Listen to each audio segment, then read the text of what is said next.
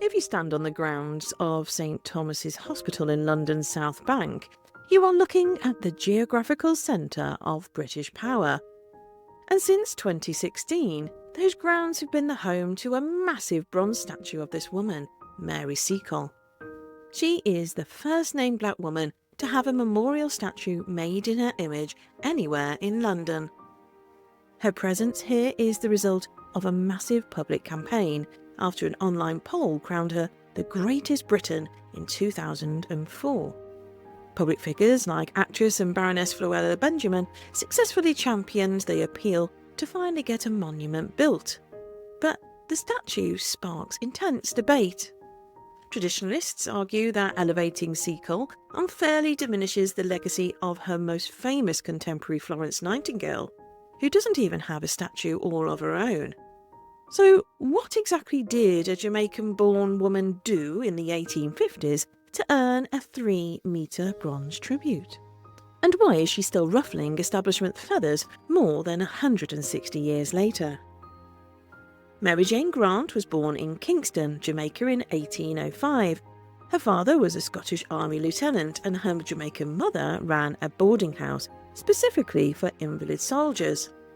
From a young age, Mary watched her mother treat these men, absorbing a vast working knowledge of traditional Caribbean medicine and herbal remedies.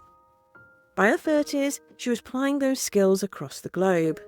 She travelled extensively, running businesses and expanding her medical repertoire in Cuba, Haiti and London, directly treating deadly outbreaks of yellow fever in Central America. Then, in 1854, the Crimean War broke out. Reports quickly flooded back to England, detailing the horrific conditions facing British soldiers on the front line as rampant disease swept through the camps. Seacole travelled to London, formally asking the War Office to send her to Crimea as an army nurse. She was repeatedly rejected. Whether blocked because of her race or because quotas were full, official doors were shut to a grassroots doctoress from Jamaica. So she bypassed the War Office entirely. Seacole used her entrepreneurial background to prove that official permission is rarely required to take action.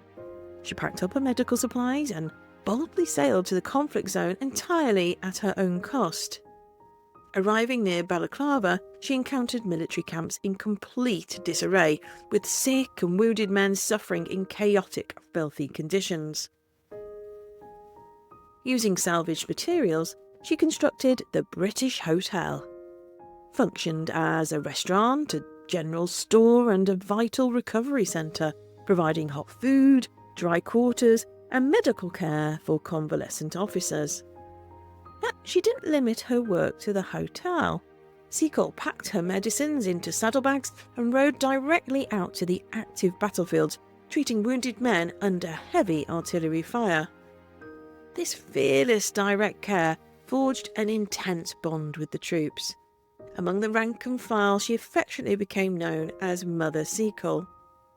While Florence Nightingale managed the base hospitals and pushed for sanitation reform, Mary Seacole was out in the mud, pulling bullets from men on the battlefield. The soldiers themselves knew exactly who was standing next to them in the dirt. When the war ended, Seacole returned to England, having spent her life savings on the war effort. She arrived back in poor health and deep poverty. The veterans refused to let her slip through the cracks. In July 1857, thousands of soldiers organised a massive multi-day benefit festival in her honour, pooling their own money to ensure she had enough to live on. Capitalising on this wave of public support, she published her pioneering memoir that same year, The Wonderful Adventures of Mrs. Seacole in Many Lands. She passed away in 1881 in Paddington. Because her actions were never officially sanctioned or recorded by the state, her name slowly faded from the mainstream history books over the next century. Yet her story survived through the people. Today, her legacy is cemented in the physical landscape of London, from an English heritage blue plaque in Soho Square to the towering bronze statue outside St Thomas's Hospital.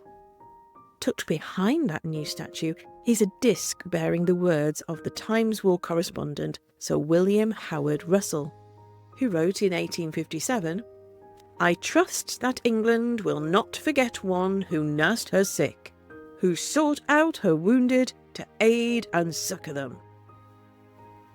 Mary Seacole's monument proves that historical impact is rarely handed down by the establishment. Sometimes you have to build your own hospital, fund your own journey, and write your own story to force history to remember your name. If you've enjoyed this deep dive into London's past, don't forget to like and subscribe for more London history stories, hidden gems, famous faces, and the moments that shaped the city you see today.